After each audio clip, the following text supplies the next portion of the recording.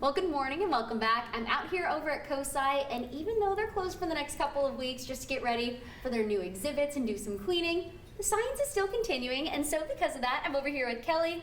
And Kelli, what's going on with this over here? Yeah. Seems like something that you wouldn't always see. Absolutely. So, good morning, Liz.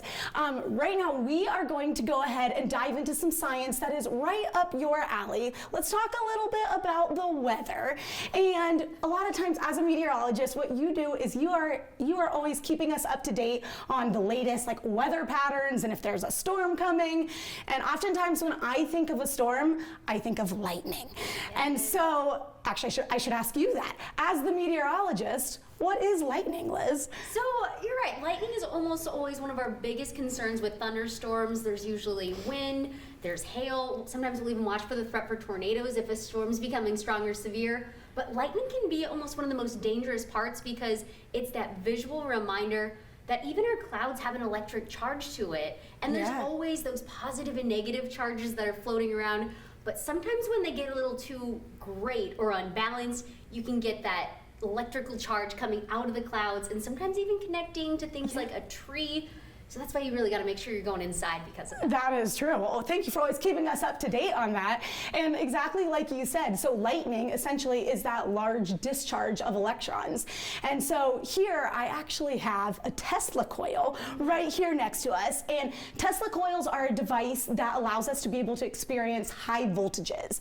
And so oftentimes when you think of Tesla, the first thing that people think of is like the electric car, right? Yeah, you think of the car. And so the electric car is named after the famous inventor and engineer Nikola Tesla, who was in the 1800s. One of his big claims to fame was creating the alternating current system, which actually has kind of paved the way to be able to all of our technology today and all of our electronics. It has paved the way for all of that.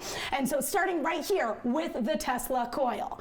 And so this right here has alternating currents, and should we see if we can get a lightning-like effect when we turn it on? I like that. This sounds like fun. All right, let's see what happens here. So right now we actually have this device plugged in to a power source. So we have it plugged into the wall, and we're going to go ahead and turn it on here and see if we can create some of that lightning.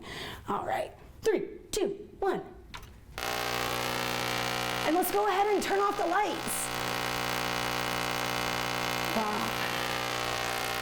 And so what you were actually just seeing there is a ton of electrons that were discharging from our device. So similar to how you talked about how lightning is a large amount of electrons moving, right? So this is just moving through the air in that same similar way.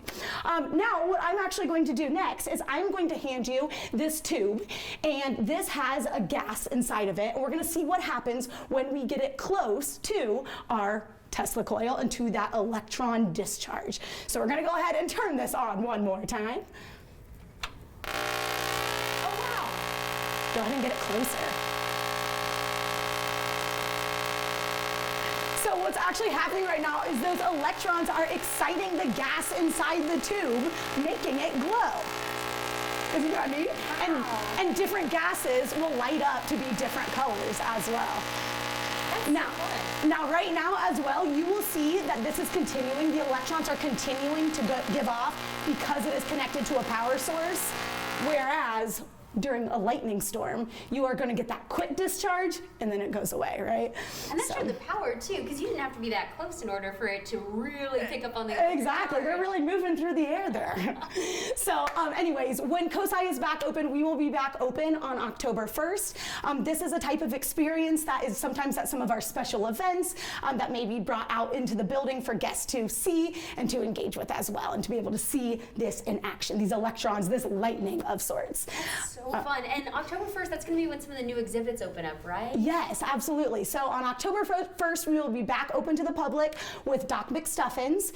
And then a couple weeks later, our pterosaurs exhibit is coming, and we are super excited at COSI for both of those exhibits. Those are going to be so much fun. Yes. And if you're interested in figuring out more about those new exhibits, double checking the dates that might work for you after they open up, you can head over to their website, cosi.org, or to watch this cool experiment again, you can head over to our website, NBC4i.com.